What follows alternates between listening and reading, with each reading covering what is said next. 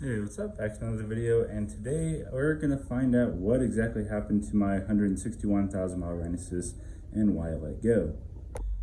Okay, so here's my 161,269 original mile Renesis. It's a Series 2 engine that came out of my Series 2 R3 sitting over there. In the R3, I have my freshly rebuilt low mile engine. I've rebuilt it just to refresh it and clean it up and make sure it's exactly as I wanted it to be going in, instead of just popping it in as is and whatever, and for good reason, because there was a shitload of carbon all over everything, because this engine was likely driven like a Camry the whole time it's, you know, all the 19,000 original miles that are on it. So that's in, and the next video will be covering that, but this video we'll be finding out what exactly happened on this engine. So I do know that it's on the front rotor. This is the one with low compression, and the rear rotor has borderline compression. So if I remember right, the lowest number was like 68 on it, which is still passing according to Mazda. And that was done with a rotary compression tester, not a OEM Mazda one, which you'll have to calculate and stuff like that. But yeah.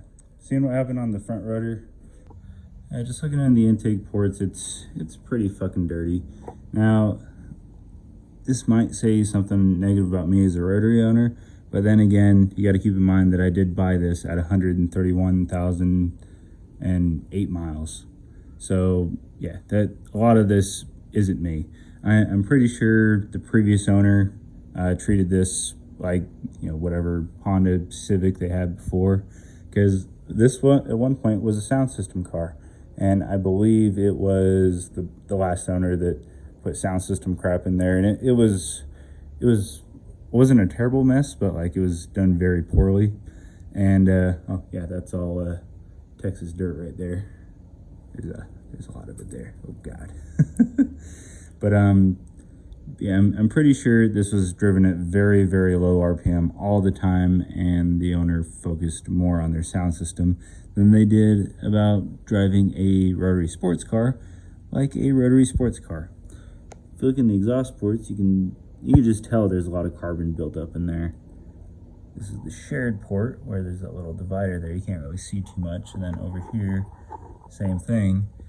But let's see, looking in the spark plug hole over here, we're going to spin the engine over.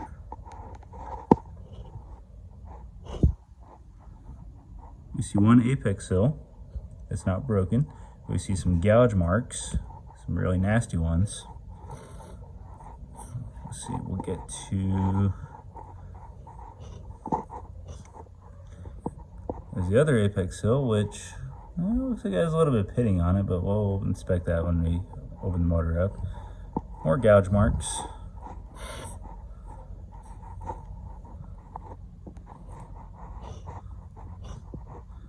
And there's the third apex seal. So yeah, no LOL apex seal memes on this engine. But I'm gonna guess that I want to say it's the middle iron that ate side sills, and you know, carbon broke off into the engine and just destroyed side sills, which resulted in low compression, which is why it's still registered kind of like halfway-ish compression numbers, but not enough to actually run the motor still. So this one was like borderline compression. This one, well, it was shit. It wasn't gonna run like that. So I'm just gonna disassemble all the accessories and stuff like that off of it, and yeah, disassemble this thing and see what's inside. Oh, and as far as like judging the actual condition of the motor, you can really only accurately go off the rear rotor, because you know, the front rotor should be more or less the same as the rear condition was before it let go. So yeah, I want to see what apex seals measure at, how the housings look and stuff like that, because whatever the rear looks is what the front should have looked like. So I'm gonna say, I don't know what I'm gonna say, but we'll find out. Okay, so just turn the block over to start disassembling, and the front bolt's out. So Now all the oil is draining straight out of the E-shaft, and that's about how much oil there is in the E-shaft. That's quite a bit. So when you do an oil change, I think you only get like 4 to 5 quarts out, and there's like 7 total quarts or something in the whole system. Not too much for coolant though, so that's interesting. But yeah, now I can go ahead and start disassembling the block. All the choices you made, did you make them again, again, again, again? All the lies that you told, did you believe in them? All the choices you made, did you make them again, again, again, again, again, again, again? All the lies that you told, did you believe in them? Again, again, again, again, again. Okay, so I just got to the front rotor and already noticing a couple things. So that side sill is busted. I'm not sure where the other half is, but yeah, that one definitely went. This corner sill is cracked. You can see it right there. That corner sill is cracked. And that one is also cracked. So yeah, 3 cracked corner sills and 1 split side sill. From what I can see, I'm not seeing any damage on the housing itself just yet. I'll take the rotor out first. Of course, apex seals are intact. One of them fell out of the slots. Not like while the motor was running, of course, just the housing shifted when the dowel pin moved out of place, and that's just sitting there now. But yeah, all 3 apex seals are intact. I think this rotor might actually be, no, never mind. There's those gouge marks on the faces. So yeah, let's continue getting all this shit out and then inspect it from there.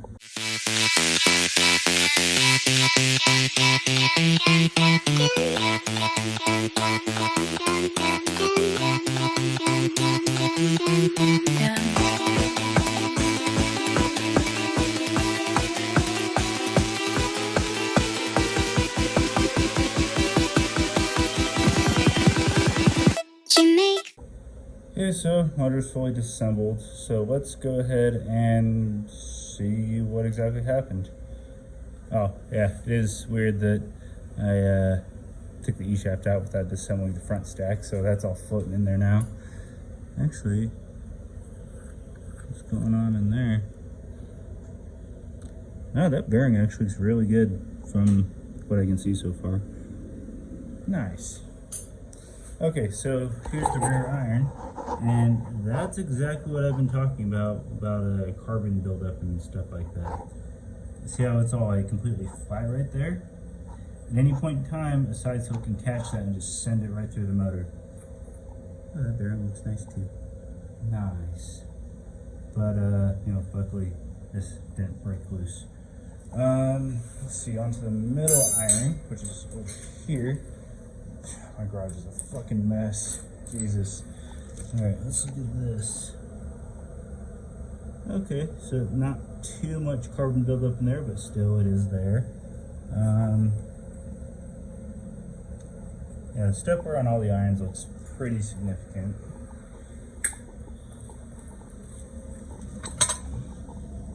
Okay, that one has a little bit more.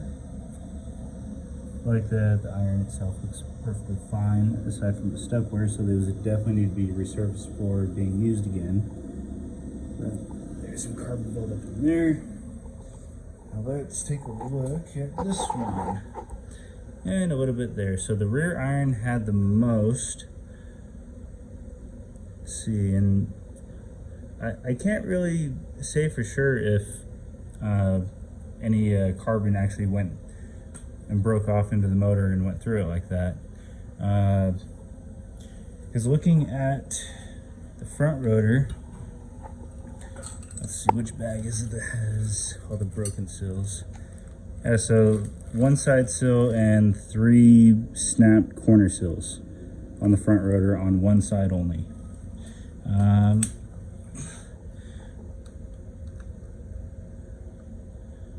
do these ones look? Yeah, seems like only 1 side only, and I'm dripping oil everywhere. Alright, so there without getting all this carbon off, I can't really tell the extent of the damage, but there's a fairly significant amount of scraping and stuff there. Some right there, but I think that's just carbon coming off. I don't think that's actually gouge marks. Maybe a little bit there. Some faint marks there. Can't really say if those are gouge marks or not. Those look more like gouge marks.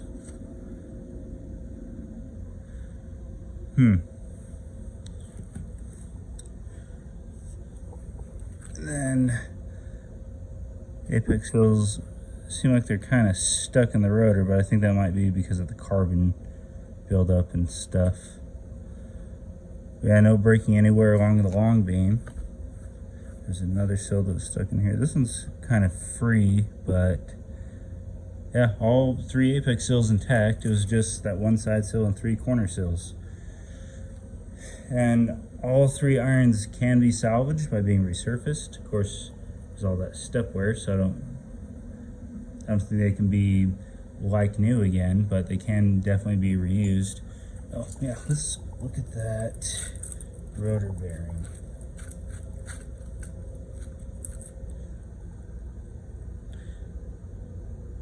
Oh, there's some scratching in there. That's interesting. And then this one's the rear rotor. That actually looks really good. I would absolutely use this rotor with this bearing. So all the sills came out loose, so this rotor should be perfectly fine to reuse. This one might have some damage in it. So no, it does definitely have damage in it, on the faces. So I definitely don't want to use that rotor again. Yeah, and oh yeah, housings. So which one was, this was the rear.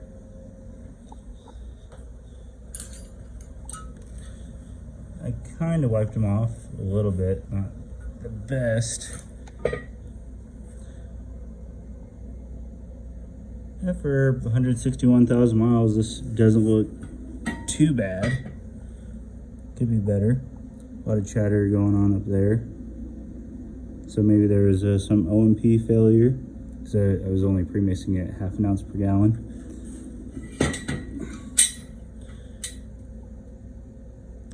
A little bit more wear on the sides. The center looks like it has kind of a newish finish.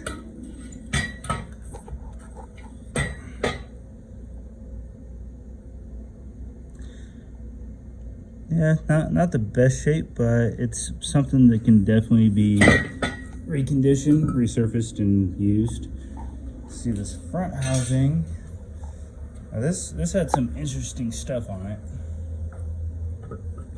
Not really bad, but like looks like dirt and shit that's just stuck to the housing.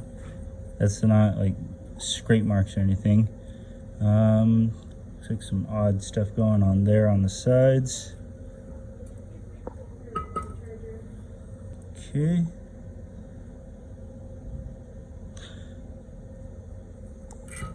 Haven't noticed any significant chrome flaking. I saw it somewhere, I think on the rear housing, but nothing that's terrible. I'm destroying these oil lines, but I wouldn't reuse those anyway. Those are old and brittle and shit. Yeah, I do think this housing could be resurfaced and reused as well. Interesting. So theoretically, if I really wanted to, I could rebuild this engine. Of course, I wouldn't want to reuse these irons. I'd use the irons that came out of that botched rebuild S2 engine that I picked up not too long ago. But yeah, I'm actually really surprised. It's not anywhere near as bad as I thought it would be.